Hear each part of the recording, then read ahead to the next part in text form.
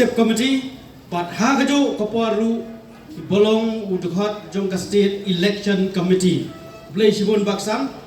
te hamni donru I kong piletas im priang sobhaya piru I bolong ke president jong ke women's wing te hamni donru I Dr. Bahun Tron I bolong ru wei ni kidikhat nong yaket kam hapo ke party jong ke tanah jong ni ke seng kentai women's wing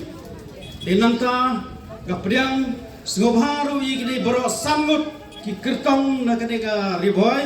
hakaba I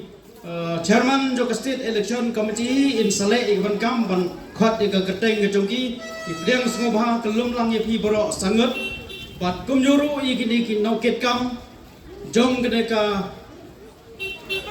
Omsling constituency but ya baro kibaya don bantalang ban pentelun nyiki kam hapo kene ka tham riboy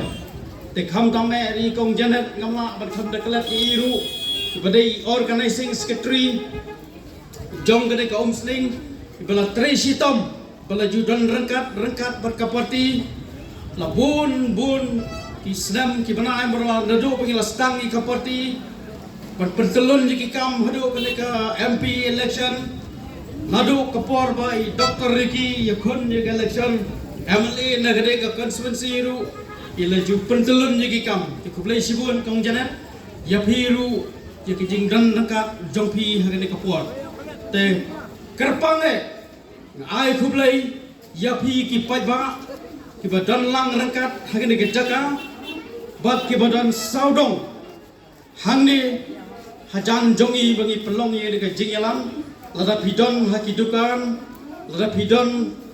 hangno bapi danru kat ki bayo sngo ye kena ka jing pensawangi ai kublai kelum ye pi